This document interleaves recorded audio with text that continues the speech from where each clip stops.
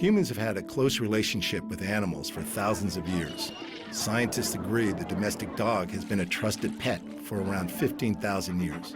And cats became part of the household from 10,000 years ago. And now it's estimated there are at least 600 million pet cats in the world. Exotic pets have also been kept for thousands of years. It's well documented that the Egyptians kept baboons as pets, and exotic animals kept in the home feature in many ancient texts. In modern times, the keeping of exotic pets has increased. A staggering statistic is that there are more tigers in the US alone than there are in the wild. Animal owners truly believe they are playing a role in preserving the numbers of exotic animals. But on the other side of the debate, there are those who believe it is a cruel practice to keep any animals in captivity. This series explores the issues from both sides, from those who know the dangers, but see the benefits, to others who condemn the keeping of exotic pets. Their stories follow. From the outside, it looks like an average family home, but this home has some unusual residents. These are our two baby sloths. They're zoo animals, and they're going to go into exhibits in the zoo. But chances are, since my wife raised them, they're probably going to have to come home every night now because they're a little more than just a zoo animal. In 1994, Charlie Sammut bought 51 acres of land in Salinas, California.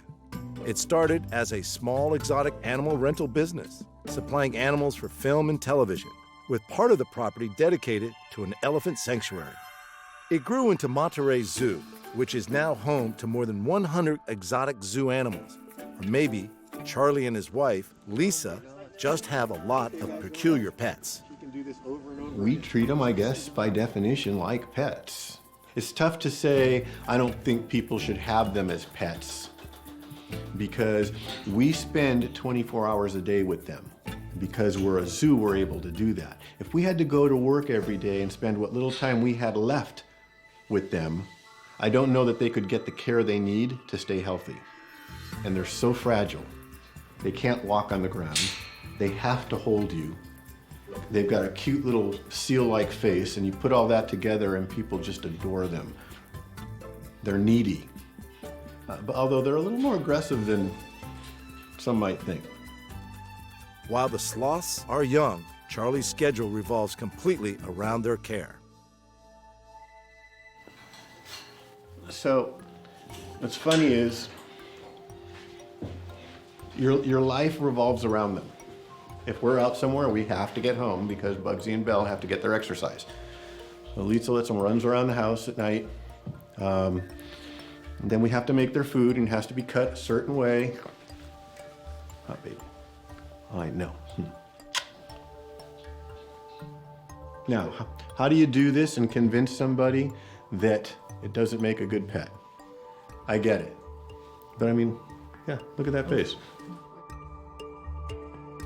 He's real bitey.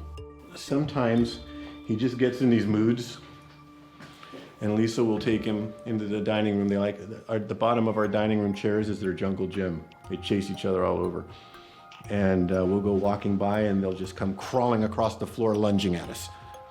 It's like, I think they're playing war. But yeah, when he's in a bad mood, he can be very bitey.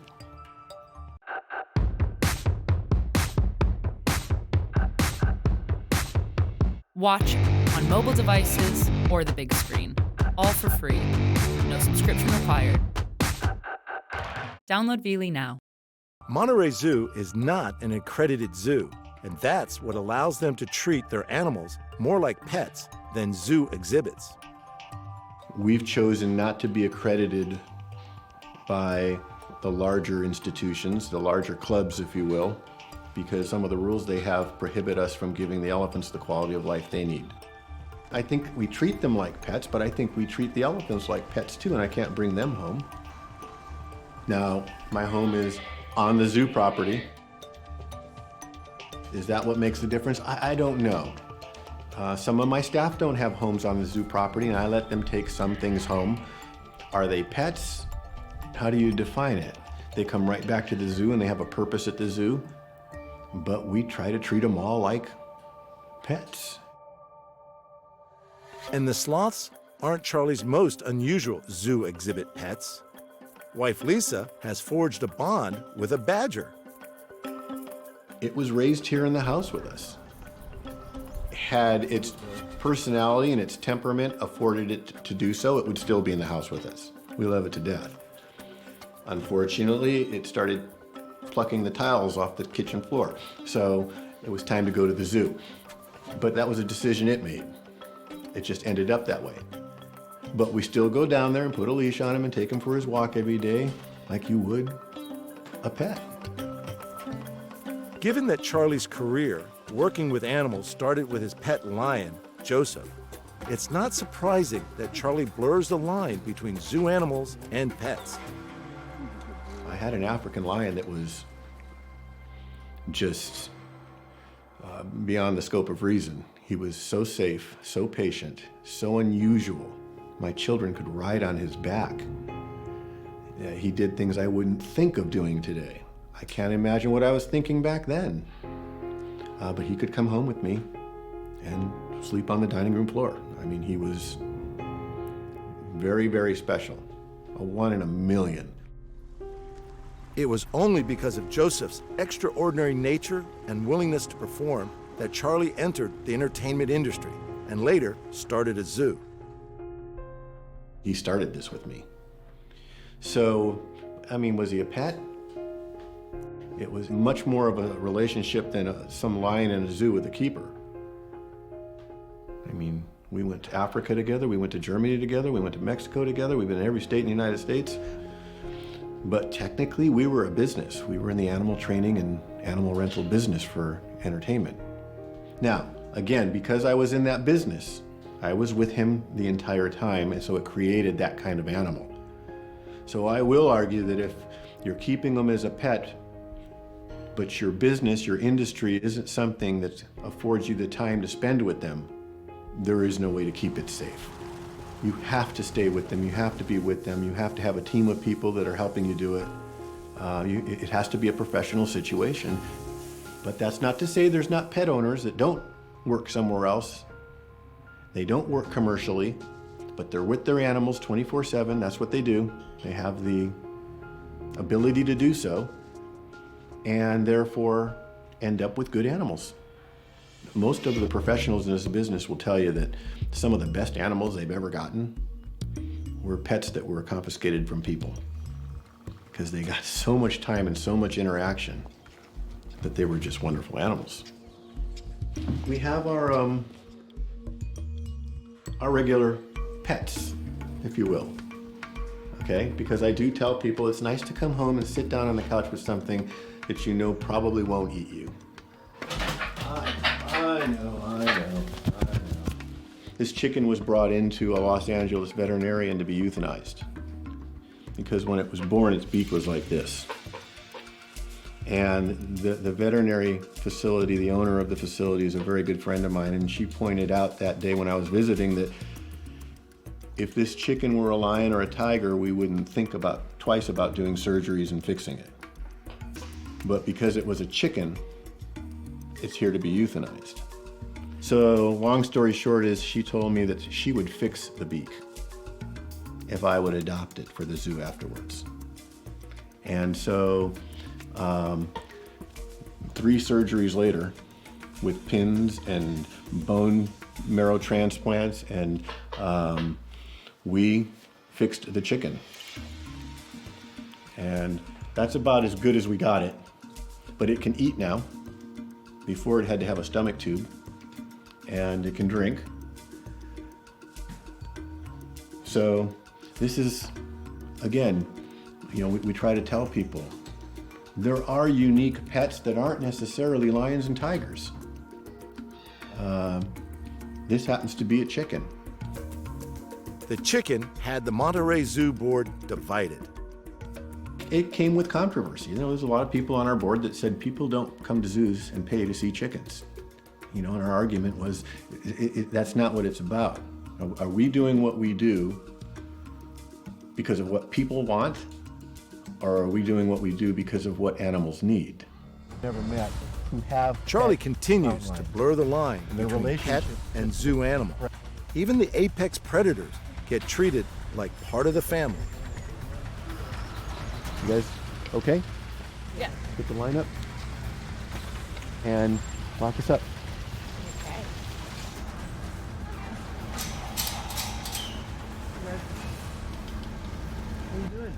Once again, we're struck by the rapport Charlie has with even the most dangerous animals. These bears may be young, but their claws and teeth could easily kill. Yet with Charlie, the experience feels completely safe. Over the years, Charlie has also worked with many big cats.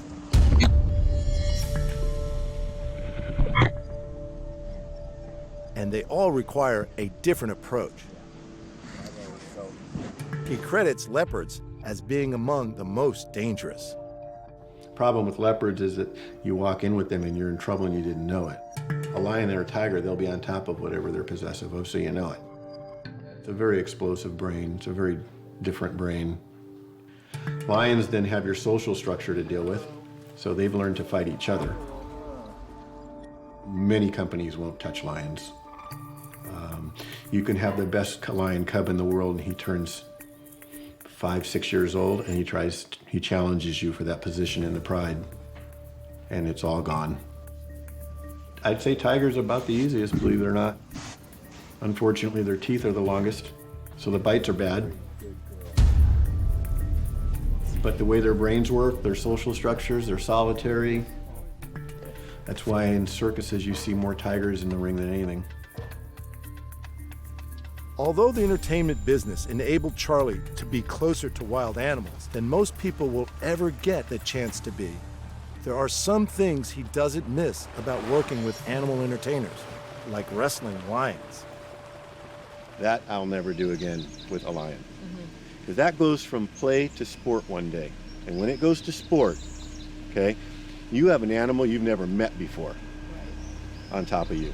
And it's a bad, bad day. So we were prepping for a movie once, for one of Costner's movies, and it was an attack scene. And I did days of this lion coming up on top of me. And one day it turned to sport and I didn't see it. And he hunkered down on me and he bit me. He grabbed me right here. I ended up with 2 broken ribs and a punctured lung. 2 people came at him with a CO2. He jumped on one, bit a hole through the CO2, a steel canister. And before I could get up and get away, he was on top of me again and he bit me again. So she had to go get a tractor and drive it over top of me to get the cat off of me. 20 minutes later, and we had him all in a fenced area, we were prepping, okay? Came back, his head seemed right again, opened the door, they got a leash on him and walked him to his cage. He was fine. They're just, they are what they are, and you know it going into it. Even those who have had extraordinary relationships with exotic animals know there's always an element of danger. I was with Ron Whitfield, a very prominent trainer here, and used to be a circus man, and he worked for Six Flags at the time.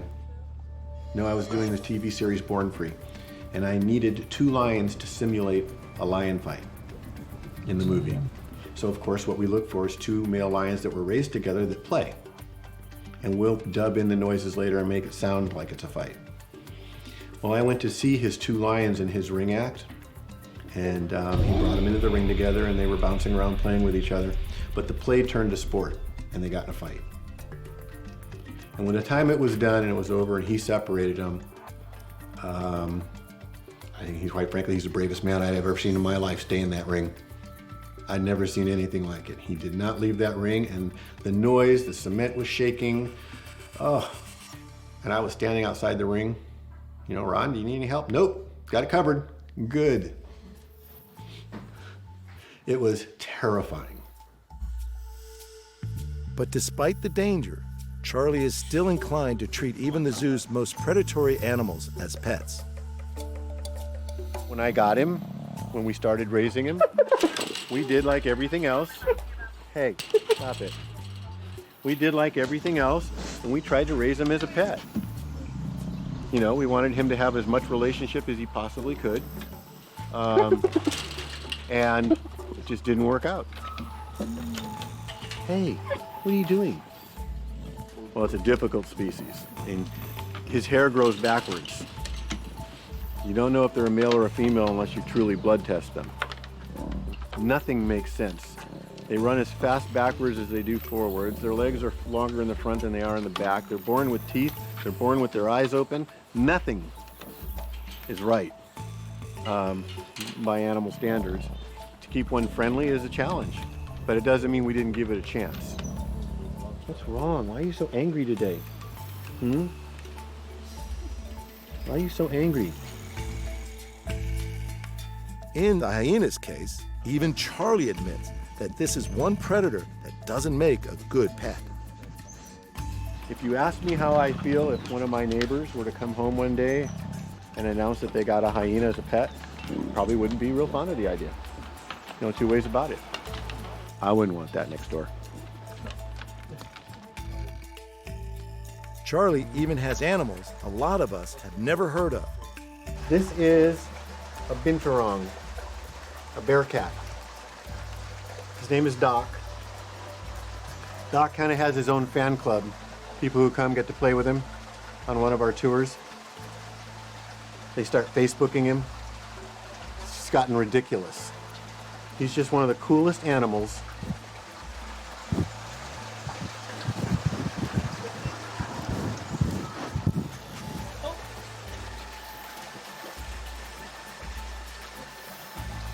Are you dangerous?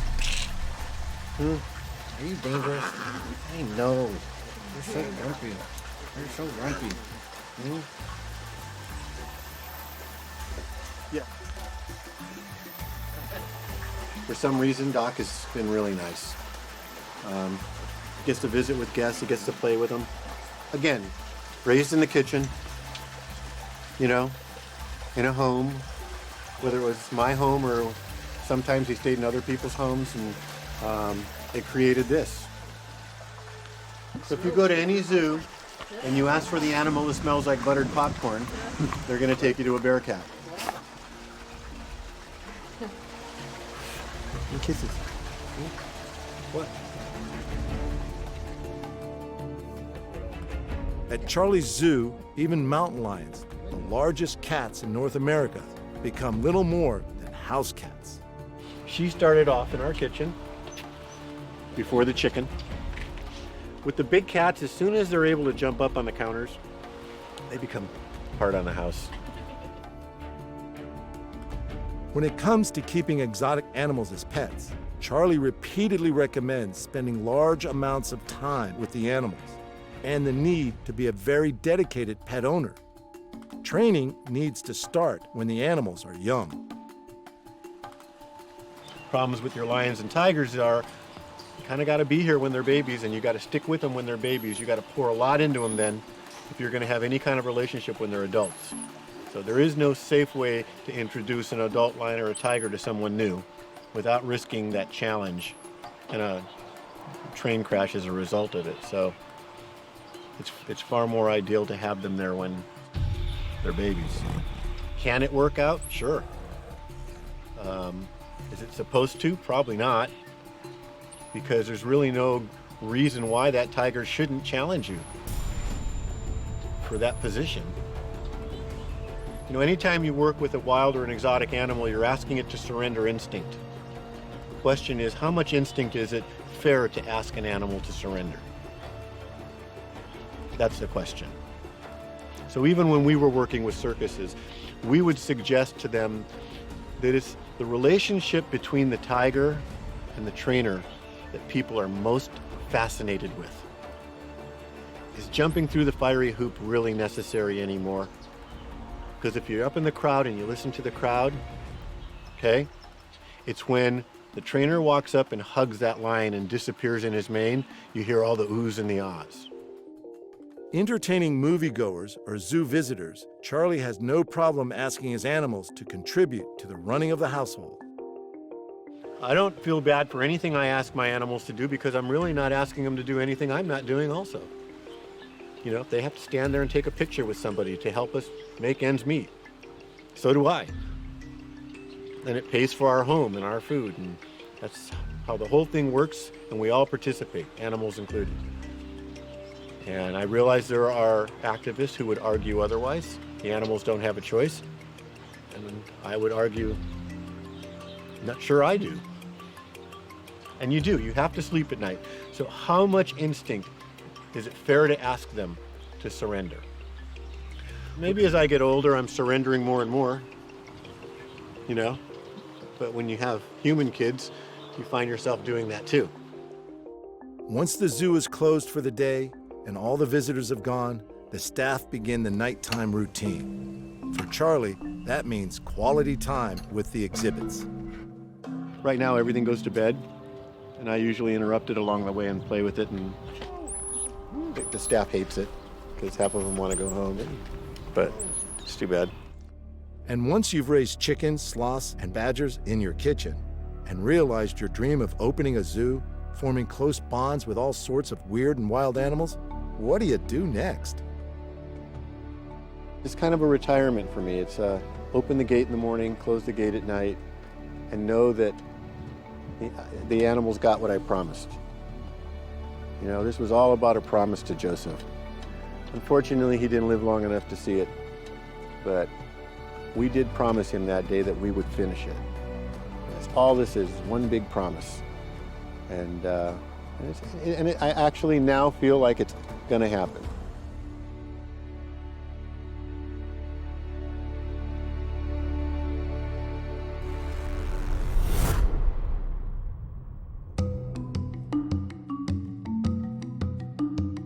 Hohenwald, Tennessee. Would you think that you would have elephants in Hohenwald, Tennessee?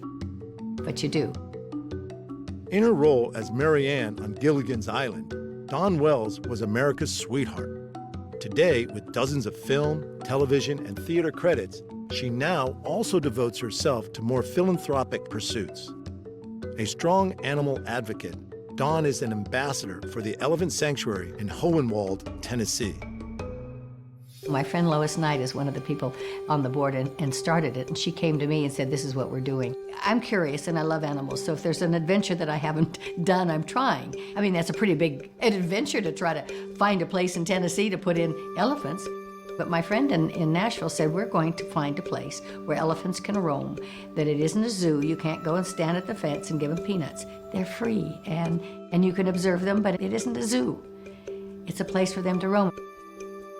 The Elephant Sanctuary covers some 2,700 acres and opened in 1995 to care for elephants retired from zoos and circuses.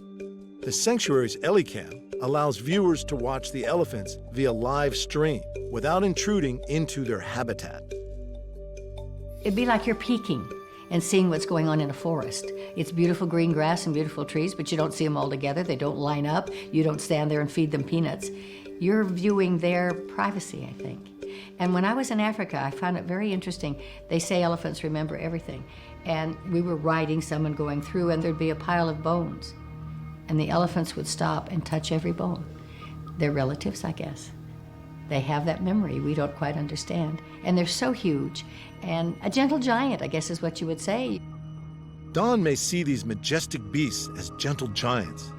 But even at a well-run facility like the Elephant Sanctuary, accidents can happen, and these seemingly placid animals can be unpredictable. The sanctuary mourned a volunteer killed by an elephant there in 2006. While Dawn loves all animals, it's with elephants that she feels there's space for a special bond between human and animal. Being in Africa and seeing them wander and roam by themselves, and they are such gentle giants. I know I was riding one, and the guide said to me, don't go up to him now. You're going to ride him for a while, but when we stop for lunch, then he will want to touch you. And the elephant with his trunk touched me all over and looked me in the eye. But there was a relationship, and you see the size of that animal. I don't know what emotions they feel, but I think all animals relate to either each other or people or something. I think they're a blessing to this universe. Many of the elephants at the elephant sanctuary suffer long-term health and behavioral issues common to elephants that have spent their lives in captivity. Elephants are intelligent and social animals, and they have physical and social needs that cannot be met in captivity. It's simple as that.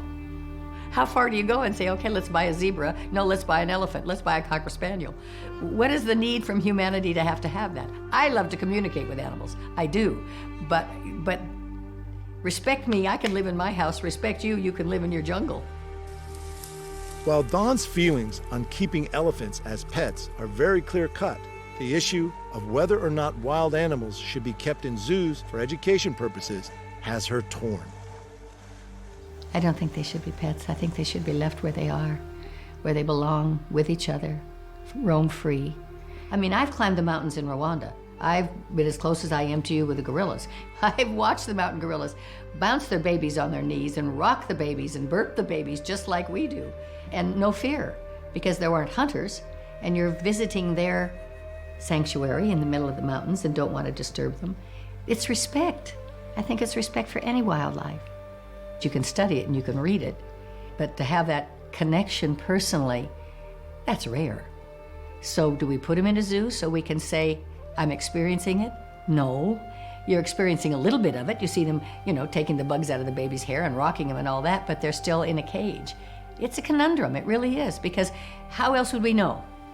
We all can't go sit in the Rwanda mountains and wait till they come by. And yet, they should be free. I don't have an answer. She does, however, recognize the need for sanctuaries to care for exotic animals already in captivity. It's a controversy, I think. I think they are being taken care of, and maybe they would be shot, or maybe they would be hunted, or maybe they would be starving where they came from. How they got there, I don't know. It's like if I have a dog, I'd like a backyard where he can roam. I don't want to have a dog sitting on a pillow in my house all the time. When I was doing Gilligan's Island, I had this pet sparrow that fell out of a tree, and I couldn't feed the little baby, and I'd bring it on the set in a shoebox, and all the crew would come in with little tweezers and little bugs, and they'd feed them a little sparrow all day long, and at one point we let it go. But we nursed it back to health, so to speak. So I think human beings can be an advantage to an animal. We have them in captivity and you see what they're doing. You're aware of their needs. But do you take them out of the jungle to do that? Or are they out of the jungle already? I think Hohenwald, they have plenty of space to roam. But how many places can you have to do that? The elephant sanctuary is currently home to 11 elephants. Just give them the place to roam and the lack of human contact, I think, and where they should be with each other. When a new one comes in, they all welcome it. When they've lost one, they all mourn. You're really able to communicate the feelings that they're feeling. And when you're in the middle of the jungle in Africa, you don't know that's going on. You don't see that. They take care of them like they're a pet, but they're not a pet. They're cared for, and they're respected. Elephants at the elephant sanctuary enjoy large, natural habitat enclosures, the companionship of a herd, and the benefits of using modern technology to learn about how best to care for them. To Don, this seems like the perfect solution, educating people about elephants and at the same time allowing them the freedom to roam. I guess with the new modern way of doing things, the camera is on the elephant itself. And you are seeing what the elephant is seeing without being there and bothering them at all, and you're studying that animal and that animal's habitat and how they behave. That's new because of our technology. That's the way to do it, wouldn't you think? They're relatively small, relatively docile, and yet they're one of the most feared creatures on the planet. In many households, Alex Barlow's unusual pets would receive some pretty rough treatment. I often get people saying, like, if your spider come near me, I'll do this and I'll do that, And I like to wonder what if I said that about their cat or their dog, how would they respond, People often question my mental capability just for owning spiders and whatnot. Alex has been collecting and selling a variety of invertebrates for about 18 months. His collection would cause as many as 1 in 3 women and 1 in 4 men to be crippled by fear. some people would be like, oh, and like freak out. Others would just, their fascination would be triggered and they'd walk up and ask about them, you know? Yeah, I guess I'm one of the people that ask about them. How you feeling today, baby girl? You all mad? At Ken Foos's Exotic Pets in Las Vegas, Gaz is also a fan of tarantulas as pets. They're just such cool animals, you know? It's just, you know, I've always found them fascinating. From the tiniest of little, like, common house spiders, you know? They're just fascinating, you know, and they keep pest control down, you know, they eat all the little bugs and stuff like that, but they're just fascinating. I mean, look how beautiful that is. I mean, you know, check out all that reds and that, you know, it's just beautiful. They're just fascinating animals. Everybody knows that they're not like dogs or cats. They don't need affection or any love or communication at all. I think that's what I like about them. They're like nothing else in the world. I guess they're ornamental, primarily. Besides that, though, there is a bit of an edge factor of, you know, do you want to see my tarantulas? Everybody's like, oh, yeah, you know. It makes for a good story. It actually started by watching some dumb YouTube videos and just picking up some of my own tarantulas. I just figured out that there was so many people doing it over east that the animals over there have become so common. And there's nobody collecting over in the West, so I thought there might be a market for it, so I got more into it, you know? I would say they're pets primarily, yeah. I have my personal collection that I'll never ever sell, and ones that I'll you know, share around. Australia has very strict laws regarding the keeping of exotic animals, and many people aren't aware that native tarantulas can be kept as pets. I think a lot of people over here don't know that they actually are even native to Australia or even able to be kept. One of the most common questions I get is, you know, like, do we need a license to own these? I even get, have they had their immunity jabs and stuff like this? But no, they don't need that. Australia has a reputation for its dangerous spiders, but surprisingly, tarantulas aren't among them. While their bite may be painful, it's very rarely fatal. I got bitten by my rose hare, and like I said, it was like, and I was probably around about 13, 14 years old, and it got me, and it was very shocking. You know, I was kind of like frozen with shock. So a lot of people's reaction is to, whoa, flinch, you know, and you can drop the tarantula, you can kill the tarantula that way. But I was just kind of like frozen in shock being 13, 14 years old and getting bitten by a tarantula the first time. So I didn't really feel the pain or the sting till about maybe 10 minutes after. And then it, you know, it started stinging. I had, you know, slight swelling where it had bitten me. But after about 20, 30 minutes, it went away. So that's how I knew I wasn't allergic to those kind of things. You know, which is probably a good thing because, you know, people get stung by bees and they have allergic reactions. It's you know, it can be deadly. There is a chance for anaphylaxis with any kind of bite, with any kind of venom. There's been 0 recorded deaths from tarantulas in throughout history. So you could even argue that snails or anything is more dangerous. There are 2 types of tarantula, Old World species from the Eastern Hemisphere and New World species from the Western Hemisphere.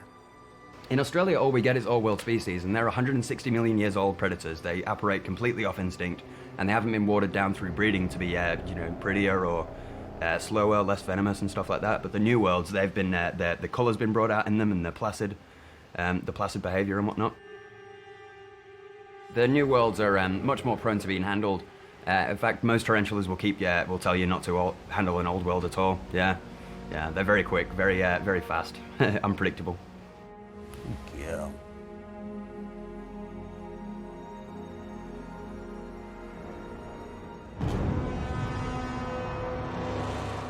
Tarantulas in the wild are nighttime hunters, pouncing on insects, beetles, and grasshoppers.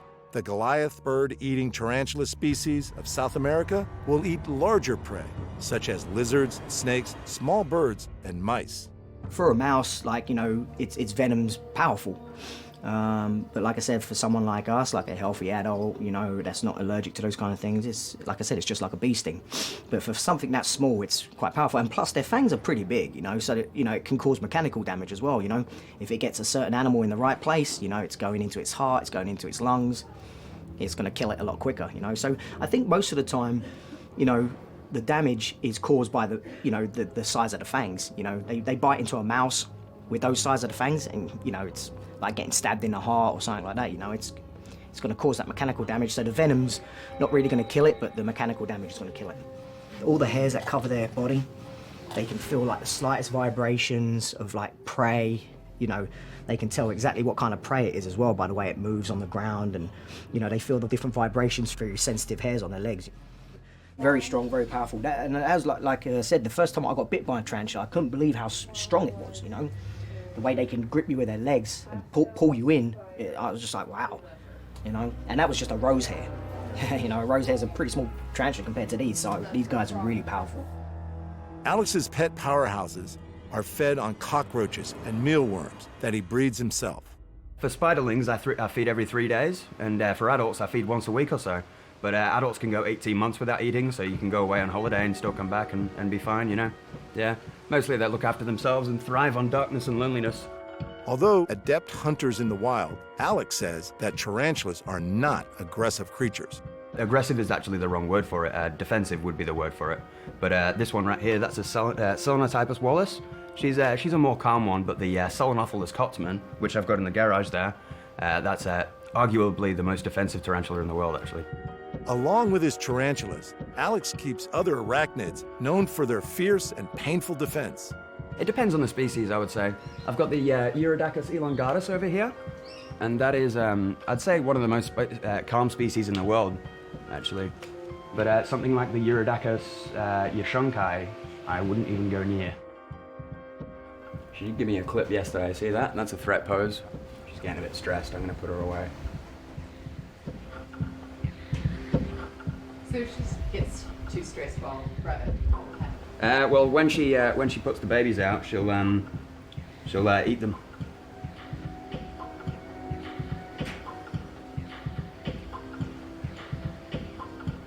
Go on. Go that way. In your hole. Good girl. Scorpions are also nocturnal hunters, and they do something else in the dark that is very unique. All species glow under ultraviolet light.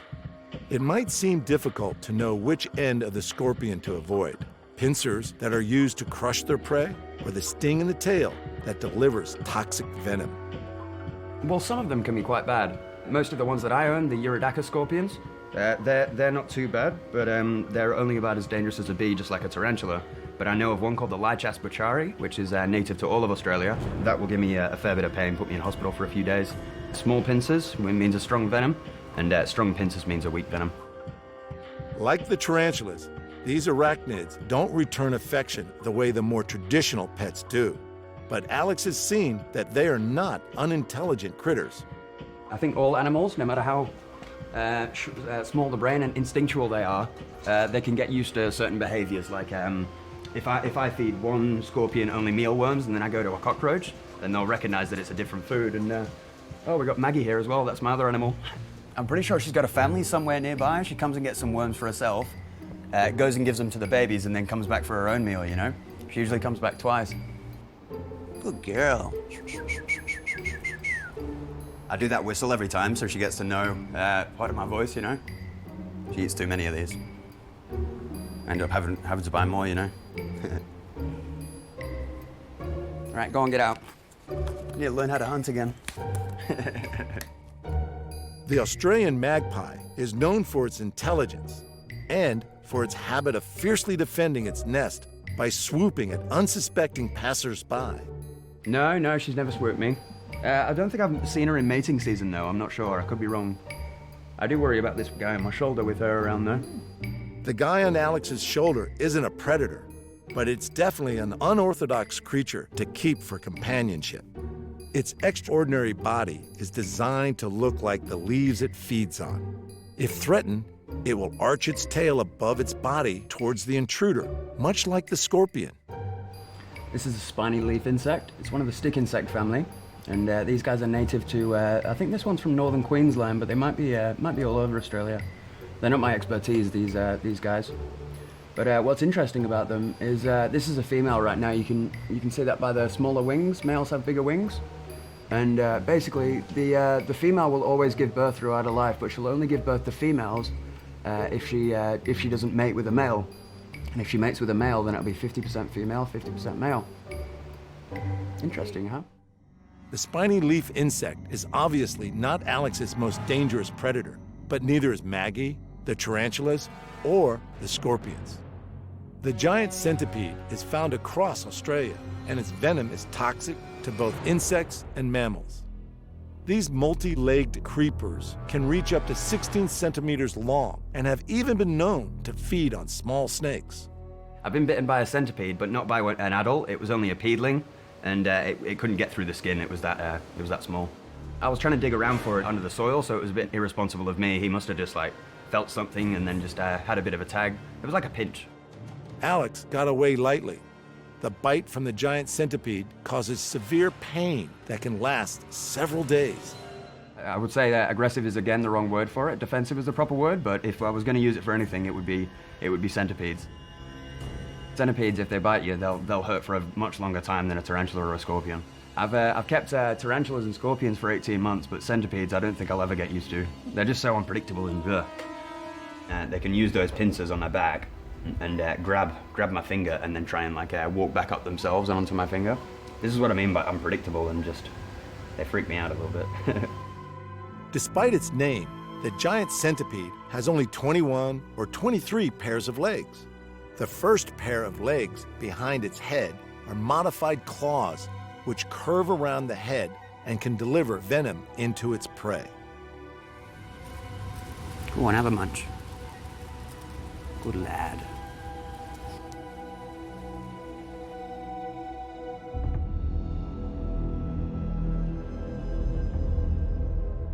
This species is common across Australia, and while out searching for a different species, he discovered a new color form of this one, endemic to Western Australia. It's native to all of Australia, but this particular one had blue and green legs, so we call it the Perth form locale. The form is the color form, and the locale is usually the location where it was collected from, and that's what we use to identify them over here. For example, Australian tarantulas, they're mainly recognized as Selenocosmia crassipes by science. But anything beyond that is just a trade name. So, for example, Selenotypus wallace, this one here, that's just a trade name. It's just something to identify where it's from, the color form. We were looking for Cericiphonias granulosus, and we just found so many of these this Cormocephalus arancipes around. We ended up collecting about 15 and then trying to sex them. But it's a bit hard, that one, because to sex a centipede, you have to either give it some carbon dioxide until it's unconscious, and then squeeze out the sexual organs to be able to see it, or you can drown them for north of half an hour to be able to see it. So I don't think I'll be mating them anytime soon. Alex does breed some of his own tarantulas and scorpions. Others come from other licensed dealers. Regulations differ from state to state. It's legal, but poaching is more common in my industry than I ever would have thought previously. There's people that go to people's property without permission from the owners, and there's people that don't have licenses to actually collect from the West. It's unfortunate how it all happens, but the people in the scene, from the activists to the licensed collectors to the breeders, it's a pretty tight-knit community. So it's pretty easy for us to track where the spiders go and where they come from, which ones are legal and whatnot. Alex is licensed to collect some specimens from the wild. Those that come from other breeders arrive in a somewhat surprising way. Like all of us, Alex enjoys the rush of having a parcel arrive in the mail. It's kind of got less exciting as time went on. This must be my 500th tarantula or something like that, so it gets less exciting, of course. There's a roach in that one as well.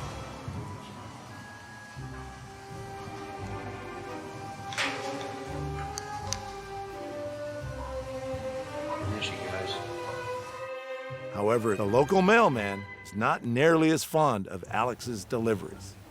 He freaks out, and it always seems like he's in a rush to leave every time he comes over, you know?